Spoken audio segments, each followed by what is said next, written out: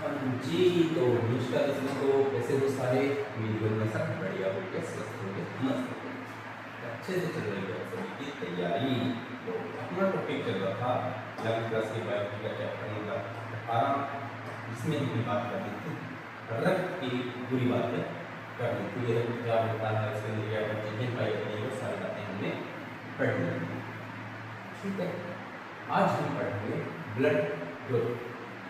क्या पढ़ेंगे? Blood group पढ़ेंगे। चलिए करते हैं शुरू। रक्त समूह है या ब्लड ग्रुप। जैसा कि आप जानते हैं कि मनुष्य का रक्त एक जैसा दिखाई देते हुए भी कुछ अर्थों में भिन्न होता है। बिल्कुल, आप सभी अपना अपना ब्लड देखते हो या किसी और के साथ मैच करते हो तो आपको ब्लड का कलर कैसा दिखाई देता है? ब्लड का कलर आपको लाल दिखाई देता है। बिल्कुल, आपको सेम दिखता है कि हाँ ये ब्लड सेम है, लेकिन वास्तव में ऐसा नहीं होता। ब्लड भिन्न भिन्न होता है। रक्त के कई तरीकों से समूहीकरण किया गया है।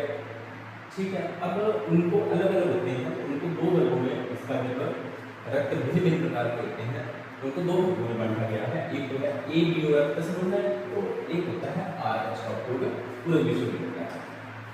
ए बी ओ यानी कि ए बी ओ और आर एच पॉजिटिव और नेगेटिव। चलिए पहले हमने ए बी रक्त समूह की बात करेंगे। ए बी ओ समूह है मुख्यतः आरबीसी कोशिकाओं की सतह पर दो प्रतिजन या एंटीजन की उपस्थिति या अनुपस्थिति पर निर्भर होता है। क्या कह रहा है कि आरबीसी सेल होती है, उसकी सतह पर दो एंटीजन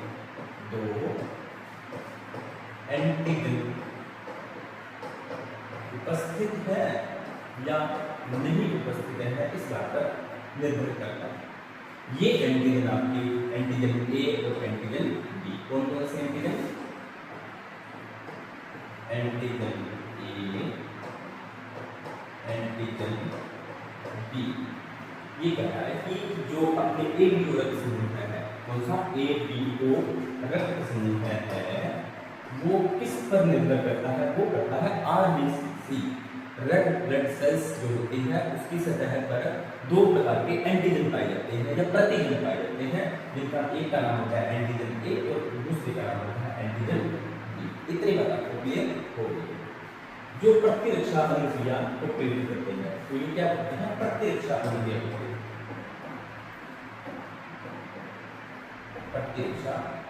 को करवाते हैं।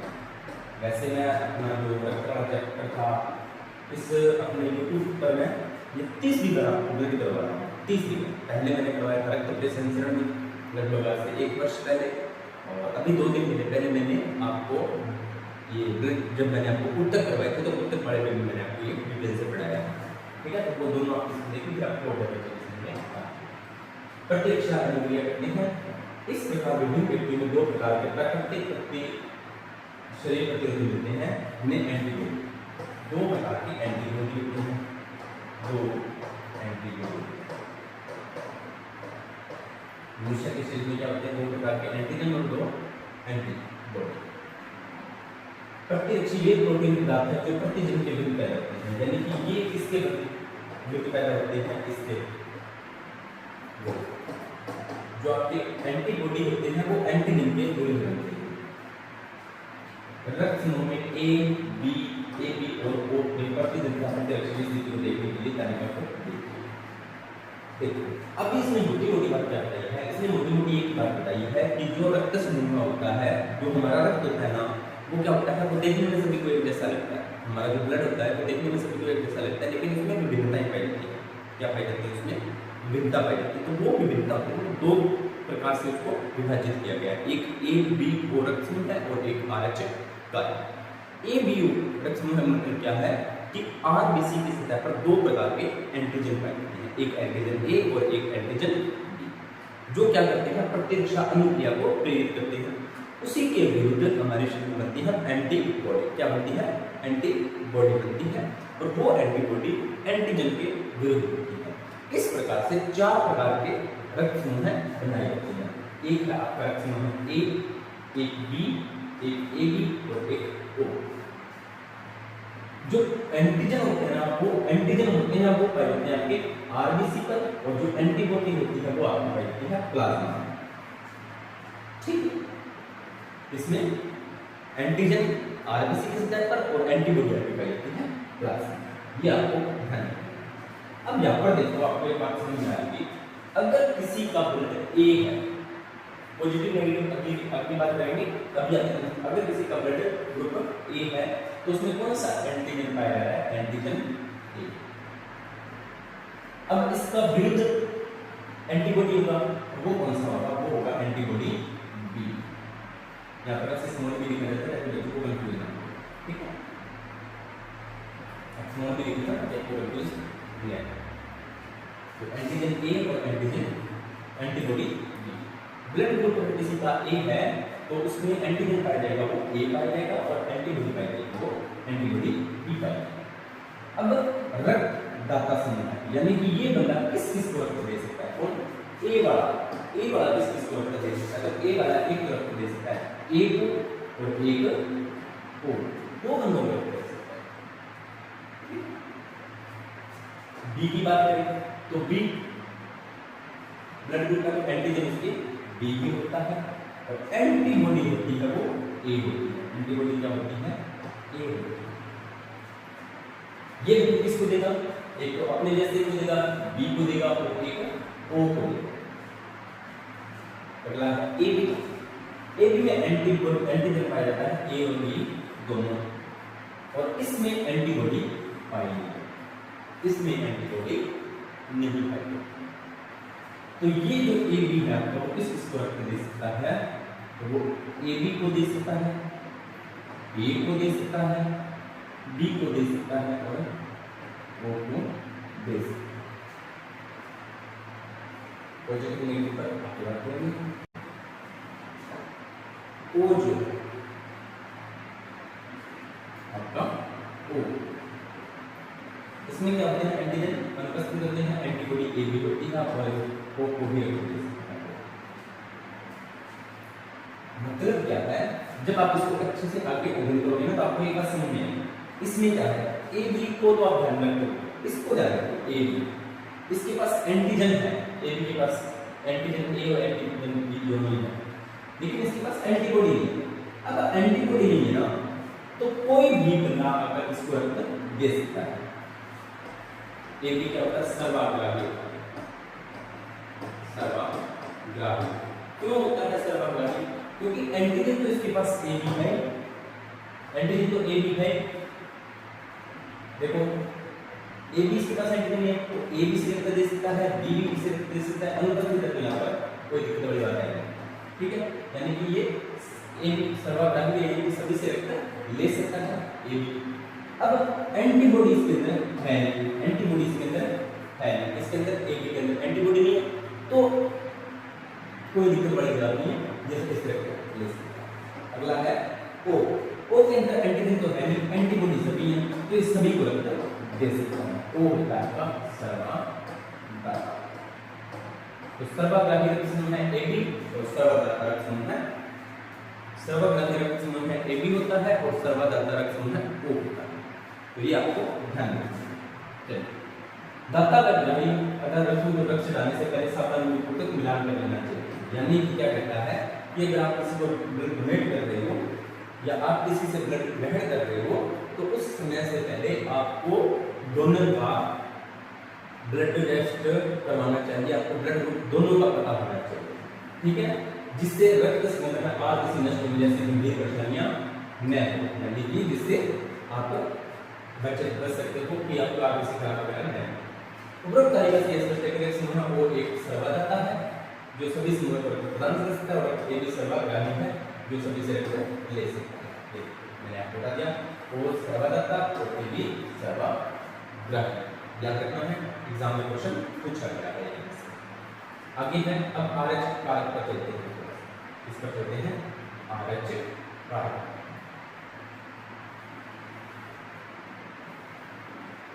एक अन्य प्रतिजन एंटीजन आरएच है जो लगभग 80% मनुष्यों में पाया जाता है। ये बात मत करो, जो लगभग 80% मनुष्यों में आरएच कारक है पाया जाता है।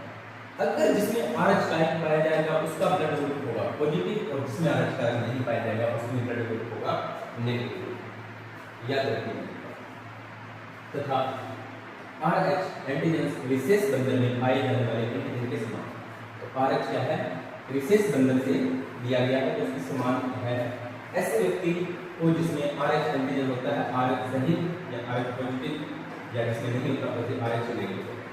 नेगेटिव व्यक्ति के साथ तो आरएच सहित पॉजिटिव के साथ मिलाया जाता है तो व्यक्ति आरएच एंटीजन नेगेटिव में विशेष प्रतिनिधि बन जाती है। तरह का पहले आरएच को भी मिलान करना आवश्यक है। इस प्रकार की आरएच अयोग्यता की एक गर्भवती एक विशेष प्रकार यहाँ पर देखो एक इसमें तो इतनी बात है कि आपको ब्लड ग्रुप के साथ साथ आपको आरएच फैक्टर भी मिलाने होंगे कि बंदा पॉजिटिव है या नेगेटिव है, वो भी आपको ध्यान रखना होगा। ठीक है, इसी के साथ साथ मैं आपको एक बार और बता देता हूँ। देखा जाए तो अभी मैंने क्या बताया कि सर्वादाता लक्षण कौन सा होता है, आपने बताया है वो सर्वाग्राही होता है। लेकिन आरएच कारक मिलाने के बाद में आपको याद रखना है कि सर्वादाता होता है वो नेगेटिव और सर्वाग्राही होता है वो। ये बात आपको ध्यान रखनी है, ये बात आपको ध्यान रखनी है। ठीक है, इस सर्वादाता वो नेगेटिव और सर्वाग्राही वो भी। अब यहाँ से एक बार क्वेश्चन आया था, ये देखो एक विशेष प्रकार की आरएच अयोग्यता की तो एक गर्भवती आरएच नेगेटिव मात्रा है उसमें गर्भगर्भ पर जो आरएच क्या होता है कि मान लीजिए कोई महिला है वो नेगेटिव है, उसके अंदर क्या है आरएच कारक है वो नहीं है, लेकिन उसके जो पेट में शिशु पल रहा है वो है आरएच पॉजिटिव है। अलग अलग ध्यान से सुनना, कोई गर्भवती महिला है उसका खुद का ब्लड ग्रुप जो है आरएच नेगेटिव, यानी कि कोई भी डिपार्टमेंट से नेगेटिव हो, और उधर जो उसके पेट में बेबी पल रहा है वो पॉजिटिव हो, तो इस तरह की समस्या उत्पन्न हो जाती है। अपराध रहने के कारण दोनों का आरएच एंटीजन सहगर्भगामी माता की आरएच नेगेटिव को प्रभावित नहीं कर पाता। अब होता क्या है, अपरा होती है, अपरा द्वारा दोनों अलग रहते हैं तो बच्चा होता है वो मां को प्रभावित नहीं कर पाता, लेकिन फिर भी पहले प्रसव के समय माता आरएच नेगेटिव रक्त से शिशु आरएच पॉजिटिव रक्त के संपर्क में आने की संभावना बढ़ जाती है। यानी कि जब प्रसव होता है तब आरएच नेगेटिव और आरएच पॉजिटिव आपस में मिलने की पूरी संभावना वो रहती है। ऐसी दशा में माता के रक्त में आरएच प्रतिरक्षी बनना प्रारंभ हो जाता है, ये प्रतिरोध एंटीबॉडीज बनाना शुरू कर देते हैं यदि गर्भवती गर्भस्थ, यानी कि जब पहली प्रेगनेंसी में तो कोई दिक्कत नहीं होती, पहली प्रेगनेंसी में तो कोई दिक्कत नहीं होती, दोनों का ब्लड एक माता आरएच नेगेटिव है और जो बेबी है वो आरएच पॉजिटिव है। लेकिन जब दोबारा प्रेगनेंसी होती है तब दोबारा प्रेगनेंसी होती है तो रक्त से आरएच नेगेटिव भ्रूण के रक्त आरएच पॉजिटिव में आरएच प्रतिरक्षी का रिसाव हो सकता है और इसे भ्रूण की लाभ आरएच नष्ट हो सकती है, यह भ्रूण के लिए जानलेवा हो सकती है। उसे रक्ताल्पता, खून की कमी, पीलिया हो सकता है, इस दशा को ये याद रखना है। इरिथ्रोब्लास्टोसिस फिटेलिस गर्भरक्षण को क्या कहते हैं, इस स्थिति से बचने के लिए माता प्रतिरक्षी का उपयोग करना चाहिए। मोटी बात ये क्या कह रहा है, ये कह रहा है कि मान लीजिए आरएच पॉजिटिव नेगेटिव तो आपको समझ आ गया, इसमें कोई लंबी छोटी बात नहीं। प्रॉब्लम थोड़ी सी आपको यहाँ से क्लियर की है कि मान लीजिए गर्भवती महिला है, मान लीजिए कोई गर्भवती महिला है उसका ब्लड ग्रुप है वो आरएच नेगेटिव है और उसके जो भ्रूण में उसका जो गर्भ में जो भ्रूण पल रहा है उसका है आरएच पॉजिटिव। तो सीधी सी बात है कि दोनों में क्या होता है, अपरावृत्ति है प्लेसेंटा होती है, तो दोनों का ब्लड है वो अलग अलग रहता है। पहली डिलीवरी होती है तो कोई इतना नहीं प्रभाव पड़ता, लेकिन जब होता क्या है पहली डिलीवरी होती है तो कुछ माता का ब्लड और शिशु का ब्लड आपस में मिक्स हो